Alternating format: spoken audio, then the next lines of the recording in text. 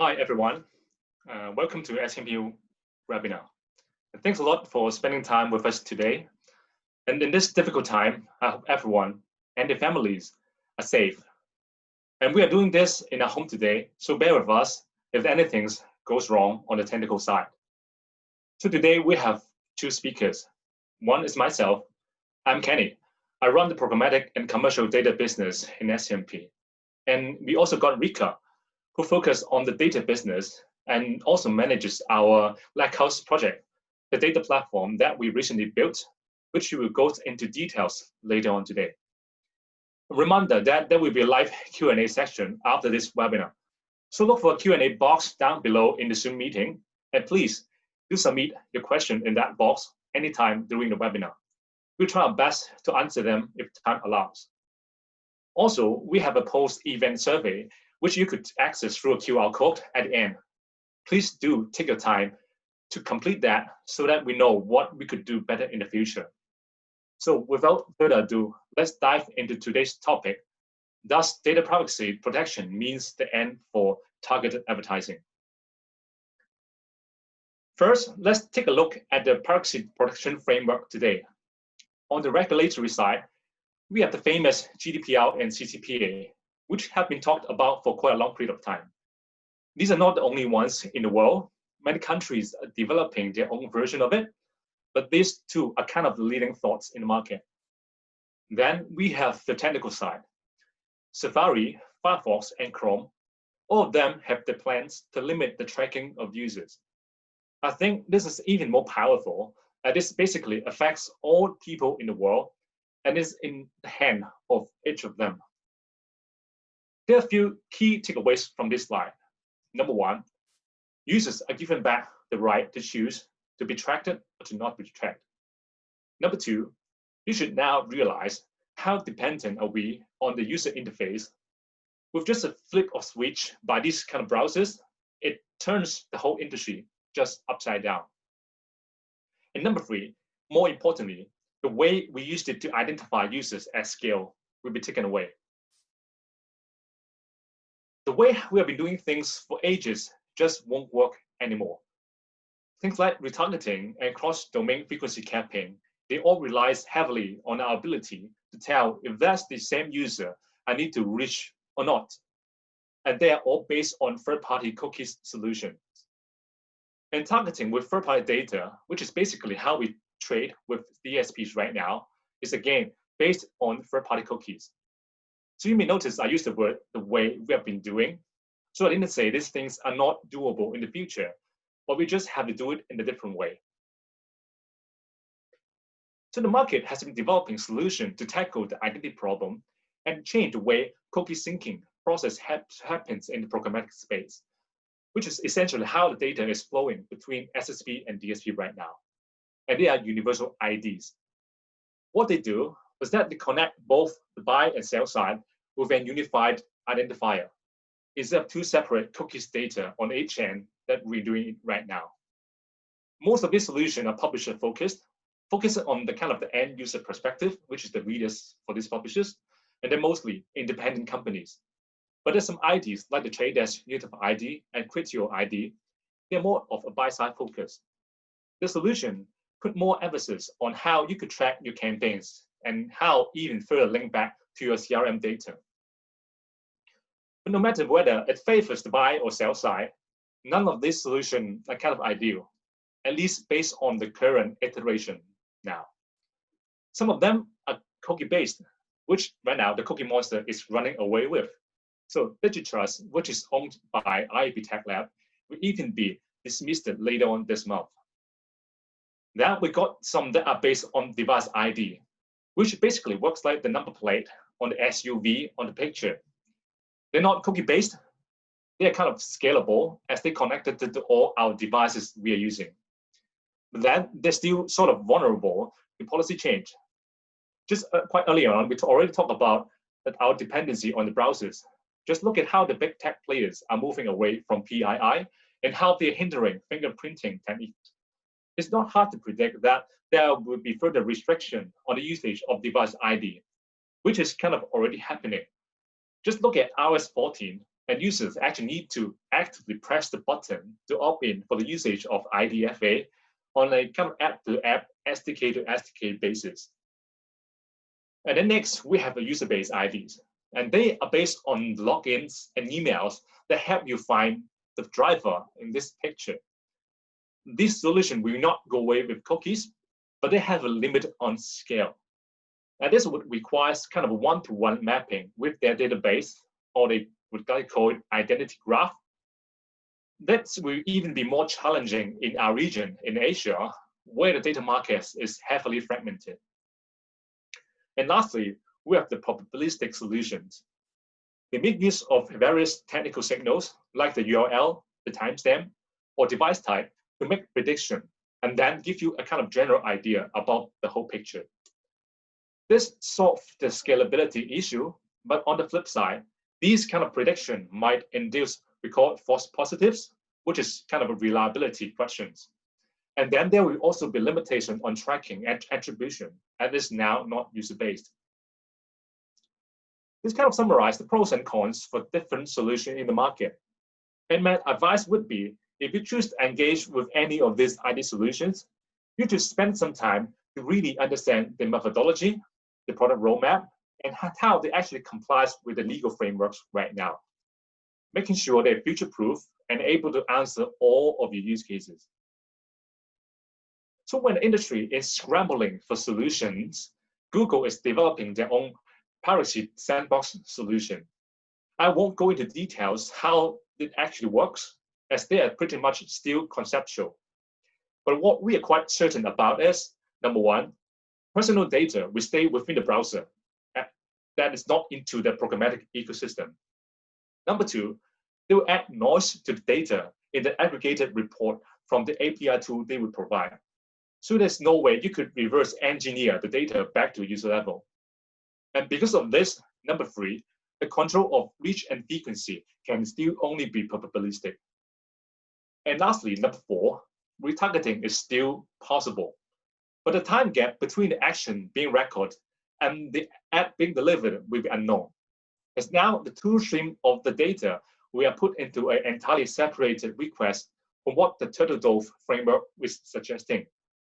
And that was hurt some of the performance marketers, and they have been optimizing the campaign with these kind of tiny signals from the very beginning.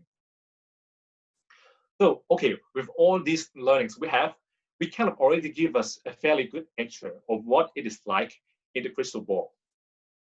We shall be seeing marketers leaning towards contextual and probabilistic media buy in the short and medium terms. And this probably be powered by edge computing and machine learning techniques, which we shall be seeing more and even more heavy reliance on the browsers.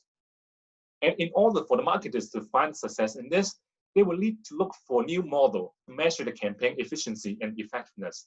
And this would require a kind of significant and granular level of understanding of their customers. Things like what actually drive them to take certain actions and what actually capture their attentions. And set aside, this might as well be a good chance to include in the mix in the model those non-traditional digital media, such as connected TV, podcasts, which are never based off on cookies. And on the publisher side, we will take part in this identity race in entirely different directions. Our race would be, firstly, a race in scale. It actually makes sense to see more publishers ID consortium, where publishers come together with certain form of single sign-on tag, so they're able to gather user identities at scale. And secondly, a race in the value exchange with the users, so that we feel comfortable to exchange information with us. But then taking one step further, there shall also be a conversation of how publishers can make use of this data to bring tangible value to the brands. It shouldn't be only a conversation about the data precision and the reduction of media wastage, but instead of how this actually bring the insight for activation and this data for campaign optimizations. And as we are the only one with direct connection with our users, and we should be the one who best understand them and what things they're actually interested in, and then what things they like to engage with. And then back to the market's end, we should see marketers working more closely with quality publishers who are able to find success in the space I mentioned just now. In this space, they could find how and what drive values for the brands, which is something they will not be able to do in some sort of probabilistic or contextual bias. And at the same time, the tech players shall struggle to find success in this contextual space. You should see the journey for publishers to really establish the value proposition and to build first-party relationship is trying to stay away from commoditizing our inventory. We're becoming more protective of releasing these kind of data signals, which powers all these kind of techs. It would be difficult for these tech players to create a product with a significant value if they can't get sufficient data to provide that level of granularity. But on the other hand, tech players that favor direct connection, such as solutions around programmatic direct and data, will find much more success from this scenario. And to summarize, I would say the future is more about the users, which ironically should be something that we already been doing since the beginning. But how much we are relying on third-party data tech in the past has brought us further apart from the users. So it is the time for both brands and publishers to take this chance and reconnect with their users to truly understand what actually drives values for them. Okay, then what is SCMP's take on understanding our users? I will pass on to Rika to talk about this in details. Over to you, Rika. Thanks, Kenny. It'll be interesting to see how these alternative solutions will continue to evolve. But to echo Kenny's point, it's becoming clear that the pendulum is swinging back in favor of more direct, value-based relationships. So the rise in regulations should really be seen as an opportunity, especially for publishers to redefine a value proposition and for advertisers to rethink their targeting strategies. So I'm going to walk you through the publisher's perspective, specifically with how SCMP has turned these challenges into opportunities. It starts with unlocking first-party relationships. We truly believe that the path to owning the relationship with our audience is to first be able to address them. So we can identify these users and then try to understand how they're engaging with our content, what SCMP means to them, and ultimately figure out what value we can bring to elevate their experience when they're on our platforms. And for us, our journey started a year ago, and we decided to move away completely from using any third-party data. We looked for a partner that could help us build an addressable audience that uses first-party cookies. And we recognized that there are still limitations around building profiles using semi-persistent IDs. So we're already on a path to building targeting solutions and an addressable audience that's based on persistent IDs through logins. But that journey to finding authenticated audiences is not easy and will continue to challenge the industry as we look for the best path forward. As Kenny presented, we're already seeing major implications on all parts of the advertising ecosystem unfold. And it does require the right resources, technology to overcome the challenges ahead. So what we've done is we've built a framework to guide our data collection strategy so that we can identify what data sets we have that are compelling and where our pain points are, where we'd still need to improve and collect more of those data. In essence, this framework gives us the most ideal structure of the data that we would collect from our reader. But most importantly, it also highlights the scarcity and the value of different data sets. To add to the complexity of an already jargon-heavy industry, Forrester Research also introduced another term for first-party data, which they called zero-party data. And the demand seems to be going towards zero-party data. Things like behavioral and demographic data are valuable, but it's easy to collect. And the higher you go up in this framework, the more scarce it gets. So things like zero-party data, which are extremely valuable but are more scarce, demands a better value exchange from publishers to users. We recognize that every interaction needs to have a meaningful exchange of value. So where publishers can reign supreme is where they can provide high-quality content in a premium environment. We also have to consider that these are all coming from disparate data sources that are oftentimes siloed in different departments. So future-proofing our business and building a strong data proposition in the market requires a lot of resources and commitment from all parts of the business. But most importantly, the right data partner who can stitch all our data points together to create a unified view of our audience. For us, that's 1+X. by focusing only on first-party data, we can guarantee the recency, the provenance, and the quality of the data that we have available for targeting, as we have control over the attributes that we can draw from each interaction.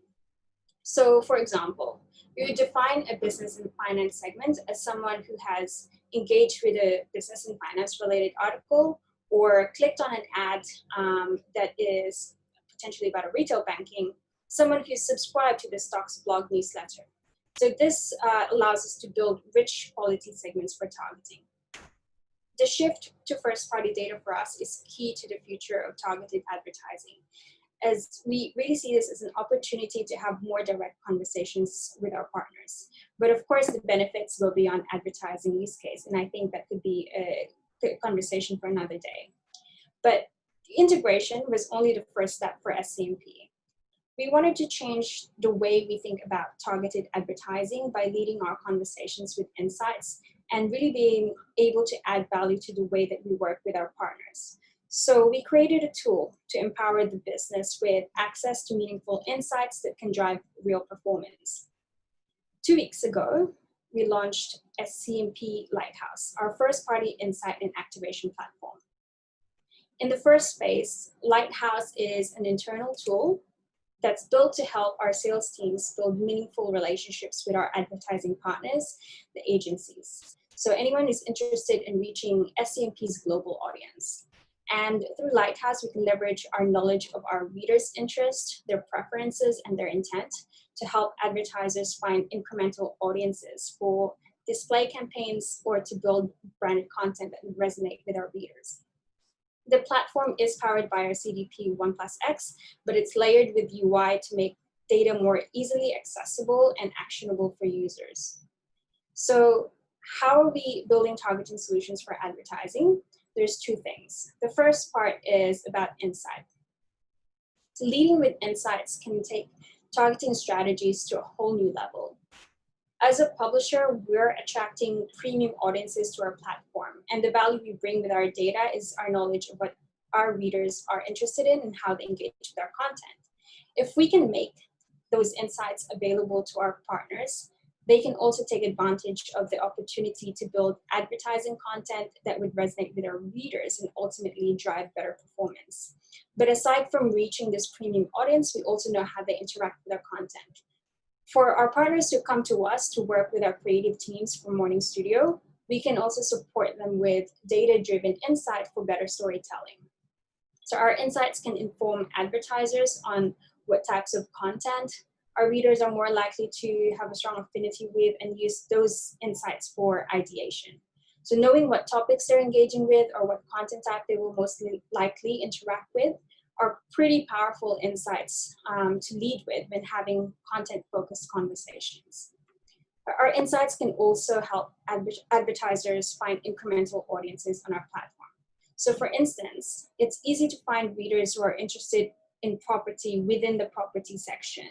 But what Lighthouse can do is identify what other sections they visit or what other content interest they will engage with, and actually use those attributes to build into the segmentation. The next part is about activation. To activate audiences on Lighthouse, our partners can choose to either use our core segments or to build custom segments. So for our core segments, we built over 25 turnkey segments that are ready to go. These are enriched over time, and as we continue to integrate fresh new data sets, it will also get better. We're starting with these, and the number of pre-built segments will for sure grow. So the next is about building custom segments. This gives our partners more control and flexibility over how they build their audience. So that uses the Insight Builder within the Lighthouse platform, where they can choose to turn their insights into targetable audiences and apply on their campaigns. But the goal is not just to make these attributes that we have available for segmentation. We want to emphasize the focus on insights to influence how we build audiences and work closely with our partners to create performance-leading targeting solutions. Launching Lighthouse changes the way that we work with our advertisers.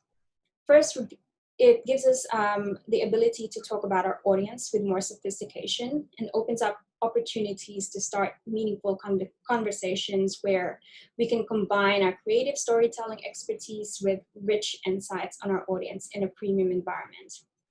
The platform gives our partners a transparent view and access to insight on our readers based on how they want to build their audience segments. So it's giving control back to advertisers. But most importantly, this also allows us to lead conversations with actionable insight that can power how we optimize campaigns or how we build localized creatives.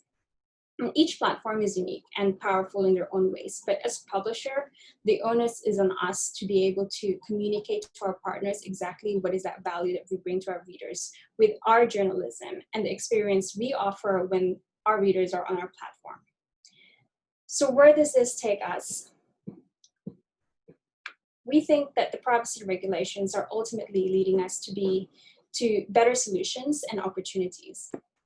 First of all, it encourages a fair exchange of value between readers and publishers, which we know over time can only improve the quality of content that we bring and the experience that we provide on our platform.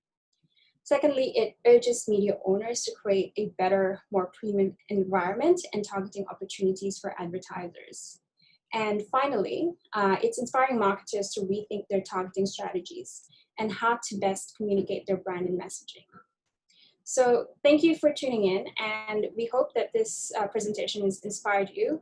We're happy to now take a few questions from the live Q&A, and starting with the questions that were actually submitted to us when you registered for the webinar. So I'll pass on quickly to Kenny to start off.